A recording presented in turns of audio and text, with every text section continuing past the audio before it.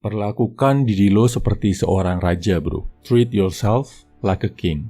Ini artinya bukan hidup bermewah-mewah kayak raja, tapi gimana bisa bertindak, bersikap, dan diingat sejarah layaknya seorang raja. Dan kalau lo mau mencapai hal ini, lo wajib paham ngelakuin hal-hal yang dilakuin seorang raja di zaman dulu. Mereka selalu melakukan 3 hal rutin ini dalam aktivitas sehari-hari. Nomor 1, belajar. Yang ngebedain raja dengan rakyat jelata di zaman dulu adalah raja bisa baca tulis. Rakyat jelata banyak yang nggak bisa. Para raja juga rajin belajar karya sastra, sejarah raja-raja pendahulunya, politik, dan ilmu perang. Mereka belajar dari guru-guru terbaik yang didatangkan dari seluruh dunia. Jadi, kalau lo mau jadi seorang raja, bro, lo wajib punya pengetahuan yang nggak dipunyai kebanyakan cowok lain. Lo wajib punya waktu belajar khusus setiap hari. Nggak perlu lama, yang penting lo bisa fokus dan nggak terganggu aktivitas lain. Nomor 2, olahraga. Perhatiin bro, raja-raja zaman dulu juga punya kebiasaan olahraga. Raja-raja Inggris di zaman imperialisme wajib mahir berkuda.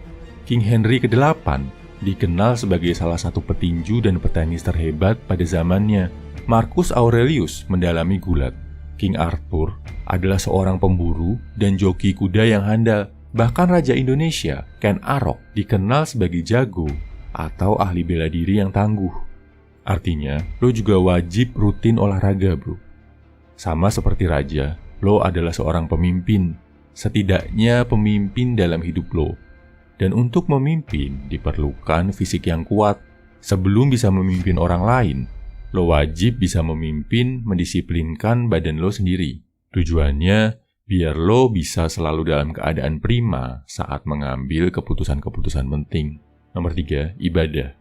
Raja-raja terhebat dalam sejarah umat manusia adalah raja yang dekat dengan Tuhan. Muhammad, seorang pemimpin, seorang nabi, tokoh nomor 1 dalam daftar 100 manusia paling berpengaruh, memiliki misi utama untuk menyebarkan agama Islam.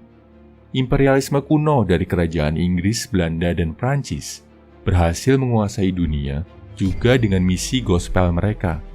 Perhatikan juga saat sebelum berperang, para raja zaman dahulu sebelum berperang atau mengambil keputusan penting selalu minta restu dari Tuhan atau dewa yang mereka sembah.